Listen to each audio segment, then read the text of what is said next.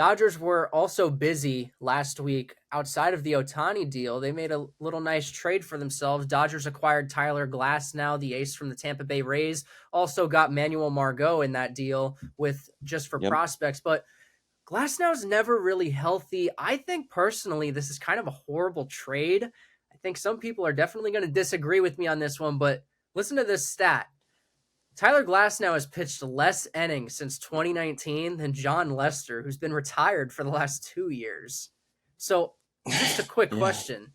Do you even really pencil him in for the 2024 rotation? I mean, he's just never healthy. I don't know. And the reason why I'm saying pencil is that are you going to fully rely on this dude to be like your number 2 or your number 3, wherever they plan on putting him? Because I still think So that Walker's the ace.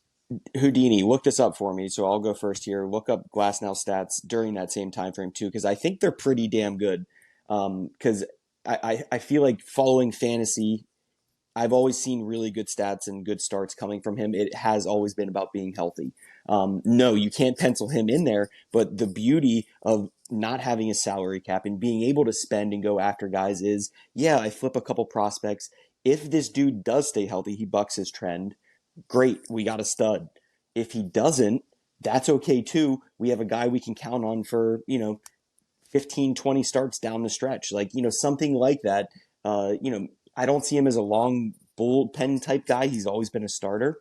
But it's just going to be about managing his innings. What are those stats, Houdino? Yeah, so Houdino. He's only thrown over 100 innings twice. In 2023, he went 10-7 with a 3.53 ERA, 120 innings pitched. That's the most innings he's thrown, which was in 2023. Obviously, the year before that, he had Tommy. But when you look at his cumulative numbers, they're actually really good. This guy has a 1.2 WHIP. When healthy, I remember him being very, very good, but he's just never healthy. Yeah. So when you look at the metrics of it, really good. But he's filthy curveball too. Yes, but he's 30-27 in his career in 9 years or 10 years. So it's yeah. He just doesn't pitch a lot. I mean, you're looking. I mean, depending on the prospects, I don't know what they gave up, where they are in their organization, anything like that. Manuel Margot is a decent outfielder. He's good extra base hit guy, good stolen base guy. I think he stole 30 bags last year, or close to 30. It can't be a bad deal. I mean, it's prospects. You guys talk about prospects all the time with the Yankees. You never know what they're going to be. They could be trash.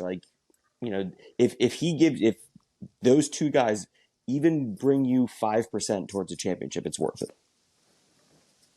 Oh, yeah. I do think in the long run that it is a good deal. I do think that if he's healthy, he will thrive there because that's where he's from. He's from Southern California, so I'm sure he's probably excited to play for his hometown team. I'm not sure if he grew up a fan there, but it is where he's from.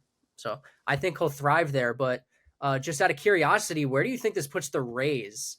Because now it seems like this team is slowly dwindling down even more. Tyler Glasnow was their big arm. Manuel Margot was a pretty big bat in their lineup that they relied on, and now they just got rid of him.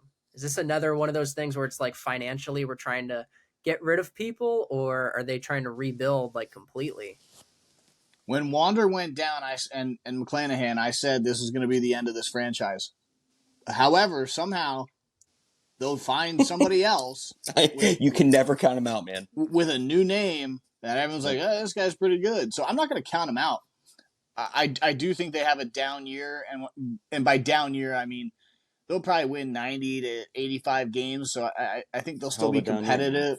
Yeah, I still think they'll be competitive. But when you're talking about a revamped Yankees team, the Red Sox kind of suck. The Orioles are fucking loaded. I mean, the Jays are still young. Yeah, young talent, yeah. So I don't see where the Rays take the next step next year. I don't see that happening. Yeah, you're exactly right. You just honestly can never count that organization out. They always do more with less best than anybody else. They just plug in a new name that you'll hear about in a couple years. That's they're going to be the next great thing. It's just organizationally top to bottom. They're great. You just kind of went through those teams, Dino. I feel like that's when Tampa Bay thrives. So you're one of those future bettors. The years that Tampa is picked to finish last, you should probably throw 100 or 2 on them right there.